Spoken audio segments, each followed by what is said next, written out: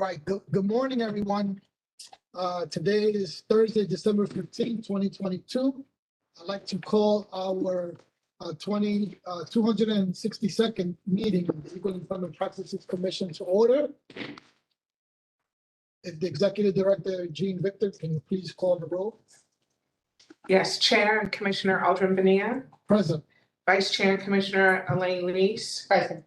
Commissioner Menasca Alcantara. Commissioner Ngozi Okaro. Present.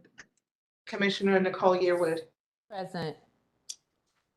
We have a quorum. Thank you. The first order of business is the approval of the minutes for November 3rd, 2022.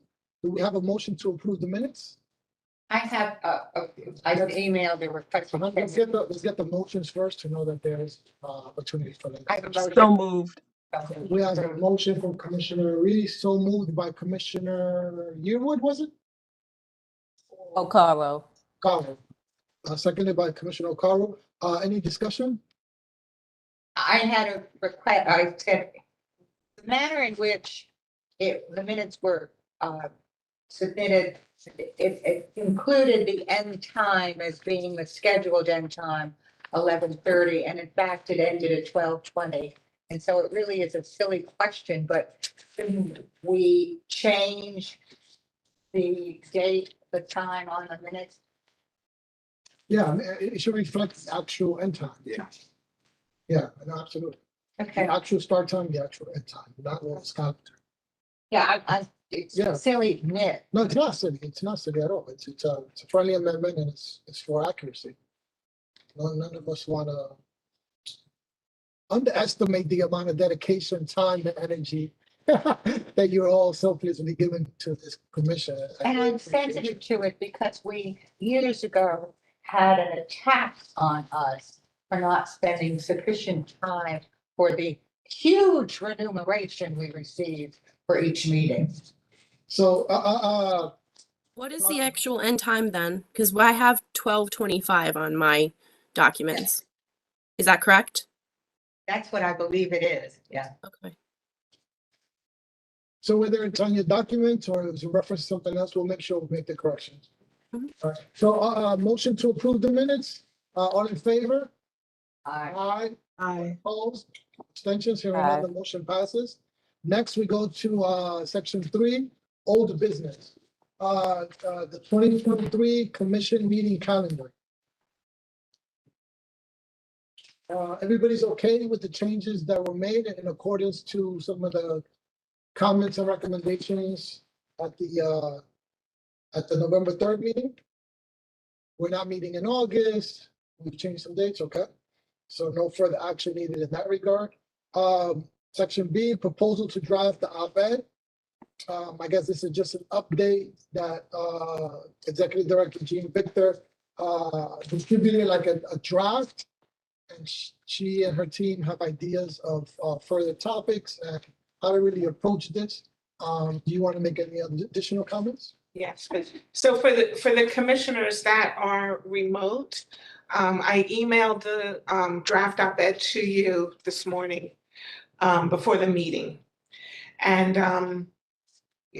I'm looking at how it was put together, and the message that I was trying to get across was really one of two agency heads to look at the entire process of underutilization, use all the tools that are in our toolbox, and I think that will move the needle. I was also thinking that perhaps this should be maybe a second or third op-ed and have a different message and a pre-op-ed basically saying, how do you manage 300,000 employees in a municipal workforce? Who checks to see if the policies and procedures are being followed? Who checks to see if the policies are posted? It's the EEPC, and then kind of talk about a little bit more about what the EEPC does, both on the audit side and on the research side, as an introduction to the EEPC, and then follow up with we can use all the tools in our toolbox. Any comments or recommendations on this point? I think that as you draft it, one of the focuses should be on interest and readership. And so how do I track the eyeballs that I want to have read it? And so as you were articulating the first one, it seems to me a series of questions. So who cares about who's employed here? Who cares about whether or not I have an appropriate workforce, municipal workforce? Who's responsible for making sure that happens? And then I think it is if you're talking about the commission, the people who are in charge, you are. And here's how we are there to help you. I mean, I don't know, and I'm not sure actually that those are the right words. But it's the kind of focus that I think might capture one or two eyeballs. I mean, if you make it simple sentences, Dick and Jane are going to school, literally, and then go into the meat, which is how you're there to help and what we do to help them achieve this end, which is the end that everybody wants. So how do you go to achieve the fact that the fire department doesn't have enough females? How do you go to achieve that the supervision and that the police department's having trouble hiring, let alone holding on to young recruits? And why is that? What's going on? And part of it may be that it isn't viewed as an equitable workforce. Why should I stick around when it's only the white men that get promoted? I don't, you hear me, I don't have the right answers, but I think I have the right questions. Any other recommendations or questions? No, so so it sounds like Commissioner Reese is saying, first think about the audience, and then what is the message you want to convey to them, and then what is the best way to convey that message so the audience hears. So it's almost like the difference between like grassroots and grass tops. Are we looking at the decision makers, the ultimate decision makers, or the people who are doing this work, right? Are we preaching to the choir or the president who's sitting in the audience?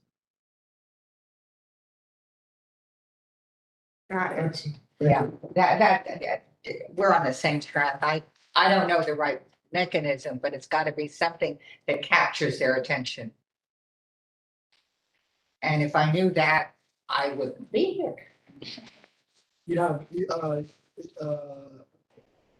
Executive Director, you have enough guidance in that regard?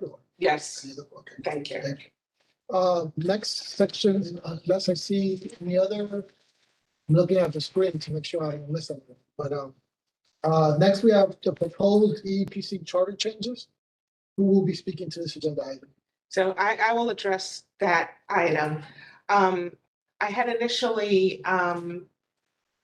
proposed some charter changes because of the fact that when we met with Chair Williams, she asked that we submit our proposed charter changes. And I wanted to be clear about what those changes might be. So I had drafted up some changes where, to try to think maybe a little bit differently, maybe a little bit out of the box, as opposed to tying our budget to that of another agency. I thought, well, perhaps we could charge for our audits, if charged a nominal fee. Let's just say $300 for an audit. That would yield approximately, a little over $10,000 additional into our coffers, which we could use for staff and training and development. So as I developed that, I wanted to be sure I was going down the right path before I finalized anything. I certainly, I'm not going to submit anything without getting, having that vetted through the commission. But whether or not, charging might be a way of generating some revenue. Does not give you enough money to keep the head count you want. When you tie it, I mean, I'm fairly, we could tie it instead of a particular agency, why don't we just tie it to the city's budget period? And figure out a tiny percentage, I mean, 0.00000 whatever, and tie it to the budget, which continues to increase. The first time I went into city government, odd years ago, it was 37 billion. It's now 101 billion. Am I right? Or 102, close to that. It's going to continue to increase. And so as opposed to tying it to any entity, just tie it to the budget. And we deserve X percentage of that number. That you really want you want a large number. You don't want to get 10,000. You want to get several 100,000. You really want, I mean, your needs are a research director. Your needs are having sufficient, as you are getting more labor intensive requests from the city council to perform by way of legislation. You need more bodies. And you're not going to get the bodies if you're tied to a percentage reduction based on the budget, which is what often happens and what OMB does. You need to have an increase so you can withstand those percentage reductions. Okay, I will go back to the drawing board. I mean, that's my position. I don't know that it's ever anybody else's. I mean, commissioners, is that something that you agree with, or Commissioner Yearwood, Commissioner O'Hara? It's fine if you don't, it's fine if you need more time to review or reflect on it. I don't want you to feel in a public session that you've been put on the spot to discuss this. Right. So I actually have a question. So we're allowed to charge the agencies for the audit? No, we're not at this point. Okay. But if we were going to change our charter, if we're going to make any changes, let's do all the changes now. So on this topic, my only reflection is that after our meeting with the council member chair, Natasha Williams, there's 3 expectations she had of us, right? What is the organizational chart in terms of the new positions? Yes. The second was, refresh my memory, those of you who attended the meeting with Councilwoman Natasha Williams. It was the charter changes. Charter changes, and there was a third. And we talked a little bit about the budget. So I say, like, ASAP, we should get her at least our budget requests that are tied with our personnel needs. And to the extent that we can even have a narrative for OTPS, include that. In terms of anything related to what we would like in charter changes, I suspect everyone here agrees that, we need further discussion in that regard among the commission, and be well advised by whatever legal experts can weigh in this regard to assist us. I would suspect that in addition to our funding concerns for the commission, there's also the question of enforceability. Like, we can do all this stuff, but if agencies don't comply or listen to the recommendations, what then? So to the extent that could be addressed through some kind of charter remedy, that's something I suspect that the enforceability of what we propose is one aspect of that equation. again, I know. We discussed that at the meeting actually with her, Yeah. and we discussed a proposal that at least we had thought of before at that meeting with her. So at least out of the three, we should get her the two, as soon as possible. So with respect to enforceability, that's where I was thinking too of charging the agencies money. Because if, that's a good way to get their attention. If, $300 doesn't get anybody's attention. Yeah. right, I'm sorry. Yeah, so- well, 300 for the audit, 300 for being delayed, that kind of thing. Yeah, no, and I agree with Commissioner Reese. I don't think that's an avenue at least where some of the commissioners looking at just people's nods and stuff like that is maybe an avenue we want to proceed down. I don't think that's, but again, it requires further discussion that, We did discuss a prohibition on hiring for a period of time, given the violation. And that I believe, given the problem with filling positions would really be noticed more than a monetary prohibition. It's not their money any. Well, and the other thing too is it just takes a long time to hire anybody anyway. So, So adding on makes it even worse. right. Not seeing any further discussion. Okay, we can move on to section D, audit symposium for EEO officers in January and February of 2023. So that would be me as well. So I had planned to host a symposium for EEO officers with respect to the audit.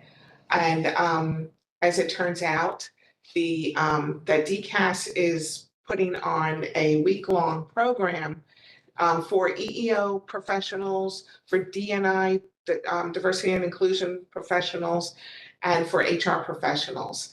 They expect to have roughly 800 people on the call. So they've given us 3 slots to present. So I will not have a separate symposium for EEO officers. We'll put on our presentation as part of the DCAS presentation. They're also giving us 2 hours for our slots, for each slot. So I'm projecting that I really want to go into detail with audit standards, what we expect. I want to send the word out to all of the agencies on the call that we have commenced this audit. We will be looking at A through Z, and it's time for you to get your programs in order if they're not already in order, because we will be coming. The goal is that you, the agency, don't have any corrective actions, that your program is in compliance, and we can move on.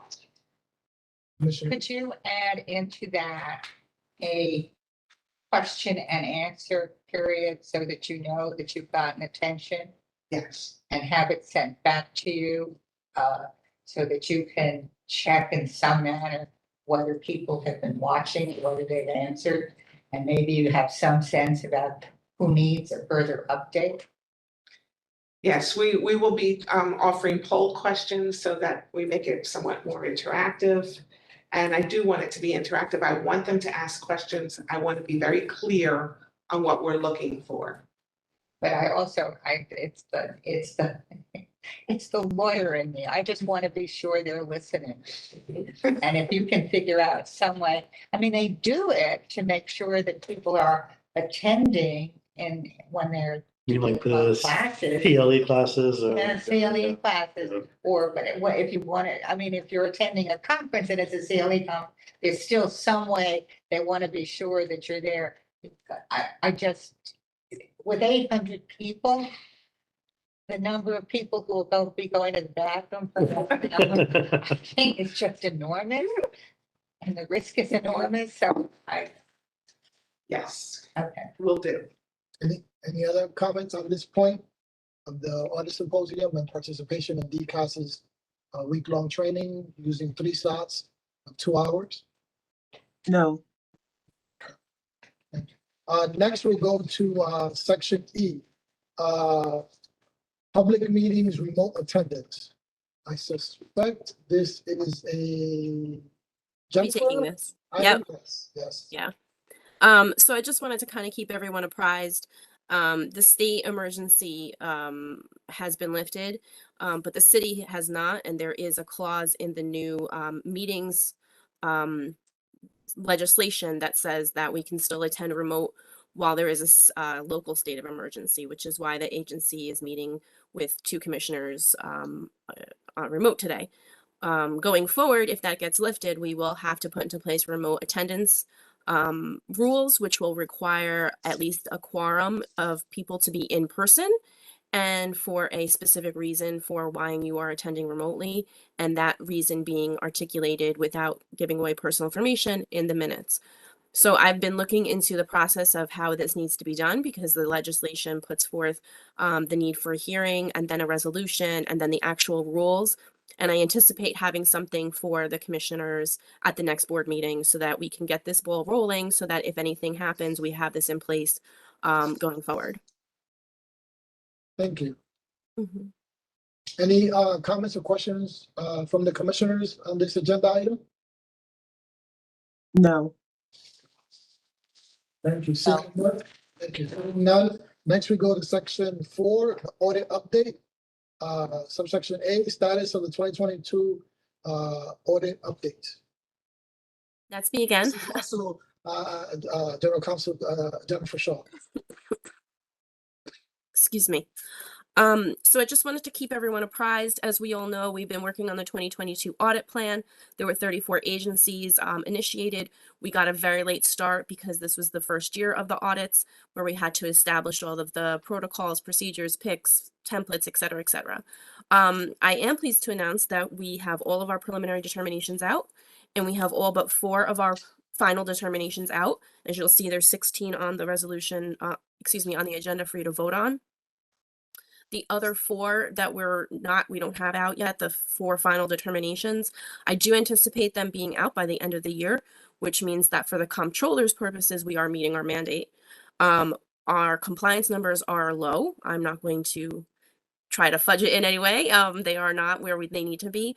But that being said, I anticipate because of all of the documents that were being generated now, that compliance ends in January, February for a lot of agencies. And I anticipate us having 15 to 20 compliance resolutions by March, which will put us way ahead of the game. And so we'll have double the compliance resolutions next year to make up for this year's lack of compliance resolutions. Jennifer, just to be clear, Yes. how many completed audits will we have in 2022 as at the end of the calendar year? 2. 2 completed audits? That is correct. Period? So how can we have met our standards with as to the controller standards? This is a partial audit. Because the comptroller, so the EPC, we view our audits as being done and completed and put on for a compliance resolution when compliance monitoring is ended. The comptroller has not agreed with us and they look at how many final determinations have been completed in the calendar year. And for that purpose, we have met our 34 started and 34 ended according to their record keeping purposes. And I have to also just say that there is our 30 something per year is to keep us on track. But really, ultimately, it's that we make sure that we complete everyone's within a 4-year cycle. And I think that that is not going to be an issue, especially starting in year 2 of the audit. Thank you.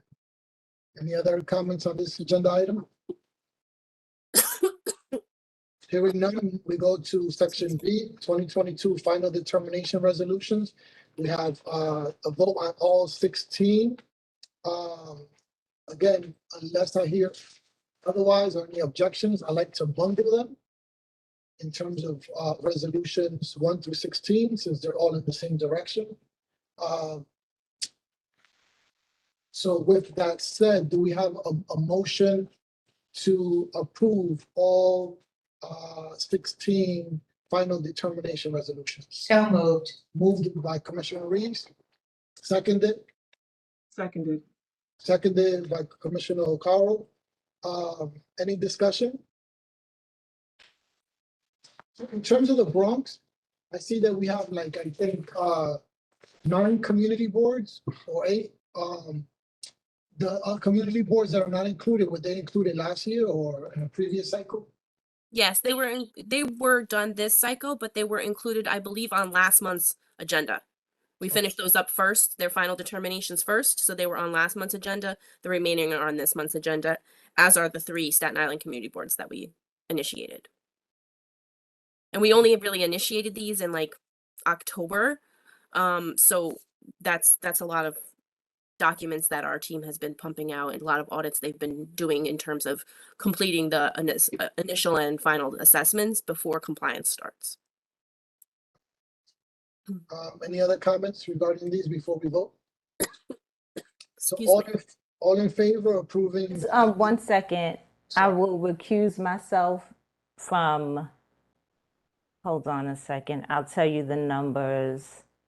12, 11, Resolution 12? for the boards. I want to So you're giving recuse me board myself. numbers or the resolution numbers? Board numbers. Okay, what's the board numbers? 11. 9, 10, 11, 12, if they're there. They are. Okay, yep, that's what I thought. 9, 10, 11, 12. So, in our minute notes, when we do the ADA's abstentions, please note recusal on 9, 10, 11, and 12 for Commissioner Yearwood. Thank you. Thank you. So, all in favor of passing the resolution, say aye. Aye. Aye. Aye. Aye.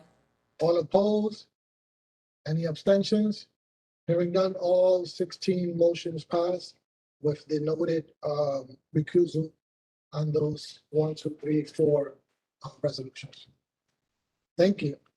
Next, we have a 2022 compliance resolution vote. We have resolution 1, which is 2022 AP 262-136 of year calendar year 2022 for the Landmarks Preservation Commission. This requires a vote, correct? Yes. And this is the compliance resolution, right? That's correct. We finished compliance monitoring for this agency. They had very minimal corrective actions and were able to wrap things up within a month. I think actually they wrapped all their stuff up before their final, so it was really just a matter of issuing the final determination, getting their acknowledgement, and then giving them compliance documents. So Landmarks Preservation Commission completed compliance monitoring. They won't be seeing us for another 4 years. Thank you. So moved for approval. So we have a motion to approve by Commissioner Reese. We have a second. Yes. Second. Second by Commissioner Okaru. Any discussion? All in favor, say aye. Aye. Aye. Aye. All opposed, nay. Any abstentions? Hearing none, the motion passes. Next, we have section D, 2023 audit plan. So I just wanted to give the commission a quick update. Next year's audit plan is 43 agencies in total. 18 of them are the Brooklyn community boards, and then there's 25 regular agencies, regular audits that we're doing. Because we have established all of the protocols and templates and information and standards already for this audit, so year 2 will be able to launch right off the ground in January. I anticipate sending out initiation letters, if not the end of this year, very early in January. We'll be doing individual sessions for those specific entities who are on this year's audit plan. We'll be following up with our our presentation during DCAS's seminars at the end of the month. We'll be releasing the pics, and hopefully we'll have all of the responses so we can start drafting preliminary determination letters, I would say late February, which is months ahead of this year. So I anticipate that will help us meet our numbers in terms of compliance for next year as well. Thank you for that update. Any comments or recommendations, questions? No, just Yeah, congratulations. so- It's good news to be ahead.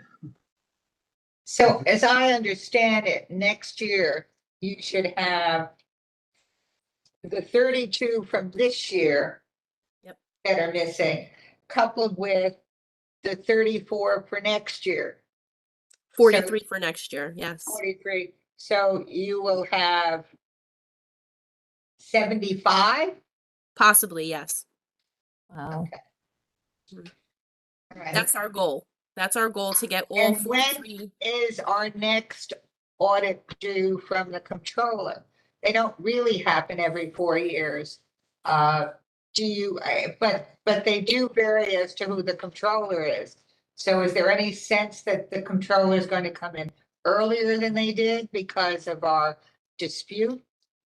We haven't actually heard from the comptroller. We just make the assumption that they will be visiting us every 4 years, like we visit others every 4 years. In terms of the dispute, it really isn't a dispute in their eyes. That's how they calculate whether or not we met our mandate, and that's what they put in their report, and they note that we have a different way of calculating. So I haven't heard anything about them coming earlier than 4 years, and I think our last audit was done in, I want to see 2020. So Yeah, I believe that was the case. I recall it being around the time that COVID was happening. So I would anticipate they'll be here next year or the year after. But I don't know for certain. okay. Thank you. I just wanted to follow up on Yep. both our anticipated number, which we've never had before, but obviously if you put the 2 years together, you come out even. Exactly. And the second is to anticipate when we may next have their oversight of our activities. Okay, thank you. The only thing I would say in regards to this agenda item, and I guess I'm directing it to you, Jennifer, but also to the Director of Research, Russell, and maybe Commissioner Okaru can, I know she, in her background, but I think very visual. And I'm following along with all these numbers, but I wonder if there's a visual way to capture audits initiated, audits partial, audits of final determination, the aging of them, or like a way where I can maybe more visually follow along, like as a ticker or dashboard, if you will, as to where we are as a whole. Does that make any sense? Yes, I actually maintain my own Excel spreadsheet, which is a snapshot of everything and where we are with everything, which I'm happy to share with the commissioners. I know Mike also has his own spreadsheet that he does for more official purposes. I think Mike's is a little bit more complicated because he does track everything very specifically. I think mine might be more what you're looking for, and I'm happy to share that after the meeting for the next meeting. And I'm not even thinking so much like spreadsheet columns and rows. I'm thinking more like, maybe bar graphs that just give me an overall sense. Commissioner Okaru, and then Executive Director Victor, and then Director of Research Russell. Commissioner Okaru. Yeah, I understand exactly what you're saying, and I agree. And I don't know how to do it, but I know that there's a way to turn a spreadsheet into like a pivot table. So it's like a graphic illustration. I think that would be really helpful for us. It's a great idea. Executive Director Jean Victor. So that is a conversation I've been having with our computer person. I want to change the website so that we have a dashboard on the website so that all agencies will know where we are. But I decided to table the conversation until after we get all the FDs out so we can meet our numbers, as opposed to, siphoning off time to talk about that. So as soon as this year is over, we will start that. Amazing. And I guess that should be part of the OTPS request when we make the funding request to Councilwoman Chair Natasha Williams as to why we might need more resources. The idea of a dashboard on compliance flow, audit flow right on our website sounds amazing. Russell? Yeah, I'll just add that creating like a static graphic, either for an annual report or for updates at the commission meetings, wouldn't be terribly hard.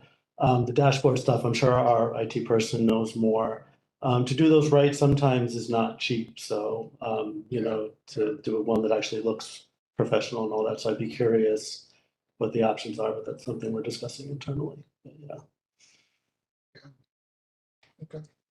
Next, we have, we go to our research update. Honorable Worth analysis. There's not much here. So the council has been pretty quiet since our last meeting. And there's been no updates other than to say that the process is being delayed and pushed back. Those are the only updates we've had. So I don't know how to read the tea leaves. I don't know what that means, but for now, we're pretty much in a holding pattern. I think they were going to age that legislation to the end of January. So we haven't heard any. Unfortunately. My understanding is that the ballot the proposal that was on the ballot been voted in by the citizens. So wanting to know what the actual, I guess, cost of living is, or actual cost of living for New York City is now part of the law. And therefore, I would think they're probably going to try to figure that in with this, because as far as I'm concerned, the two are indeed related, are they not? Absolutely. I mean, do I have, and your sense that New York City employees may be underpaid? I mean, if in fact, we know what the real cost of living is, and therefore in New York City, it's more than the national cost of living, which I think everybody accepts as a given, but no one knows what the real numbers are. So if we have to now find the real numbers and look at wages compared to those real numbers, and therefore look at task, and I mean, I think it requires them to go back to the drawing board and figure out how and where they're going to place that request for finding those numbers are. And if you look at it hard, we're probably not where it ought to be. It's probably somewhere in the controller's office, is my guess. I mean, it's related in some sense to taxes and revenue.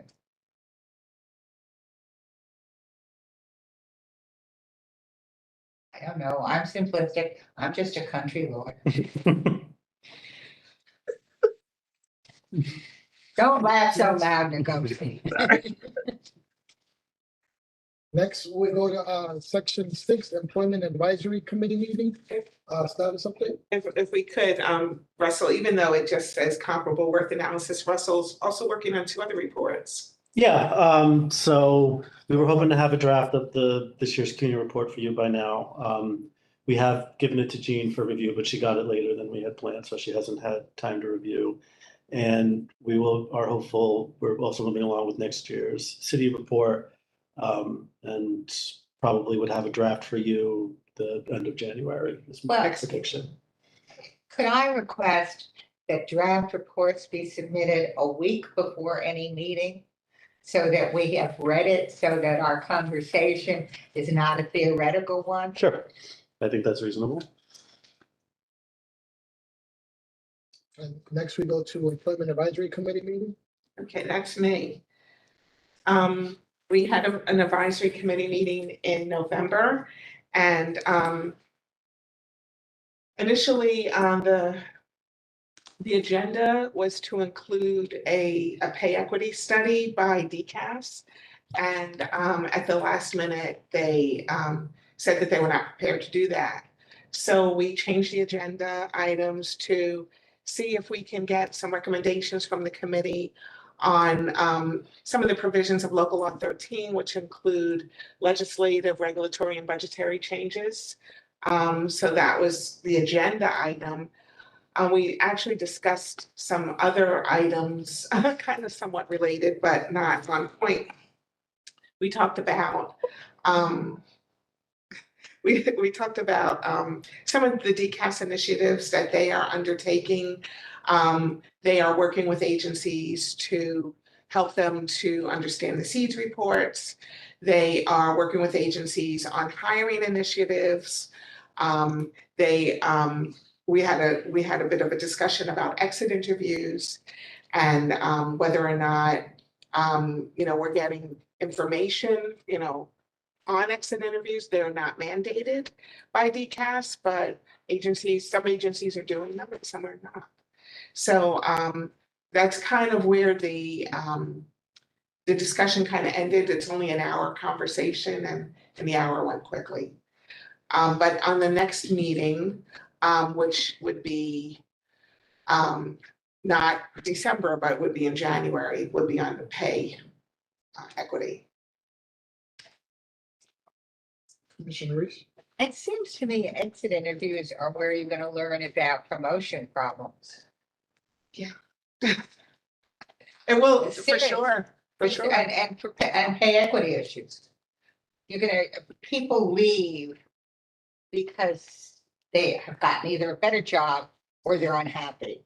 And they're corollaries. I mean, they're the side of the same coin, the other side of the coin. Is there some way that can you ask DCAS if they can mandate it? And then if you can get access to it, it will help us with doing our research. No, for sure. And we didn't talk about them actually mandating it.